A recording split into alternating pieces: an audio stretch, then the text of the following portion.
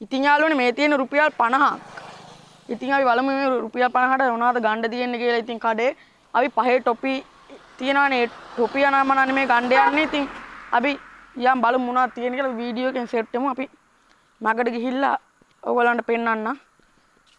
අපි කඩේට ගිහිල්ලා බලමු මොනවද ඉතින් අඩුවට රුපියල් 50ට ගන්න තියෙන්නේ කියලා.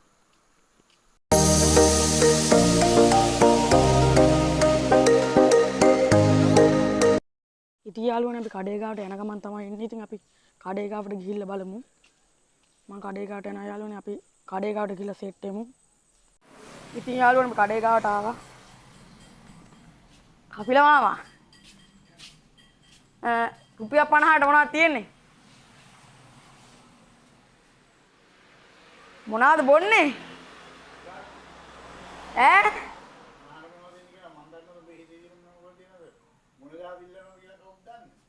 හරි හරි රුපියල් 50ට තියෙන මොනවද කියන්නේ? මොනවද ගහන්නකෝ මේ ඉතේ තියන් ඉන්නේ බිස්කට්ද වෙන මොනවා හරිද මොන මගුල්ද ගහන්නකෝ රුපියල් 50ට තියෙන්නේ මොනවද කියන්නේ ඔක්කොටම? 50 ගිහම මොන જાතිය අහපන් ඉස්සෙල්ලා මොනවද ඕනේ කියලා අපිට දෙන්න රුපියල් 50ට මුරුක්කු දෙනවා. ඈ?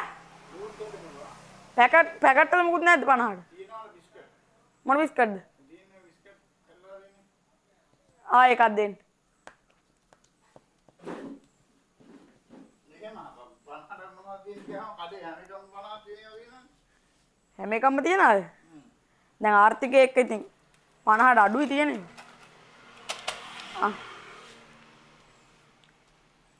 මොකද මම මේ වීඩියෝ එකක් කරන ගමන් ඉන්නේ. අපි මේ රුපියල් 50ට මොනවද ගන්න පුළුවන් කියන්නේ බලන්නයි. අපි එකදට කෑලි මිස් එකක් ගේන්න කිව්වා. කෑලි මිස් දෙන්න ග්‍රෑම්ස් 100 එකක්. 140යි නේ. ඒකකුත් දෙන්න. පවුලට මුත් කියන්නේ නේද මොන පවුලද? ඒක තෝ ගාන මම පවුලට ट्रैक्टर चोकल මගේ පවුලට කියලා ट्रैक ने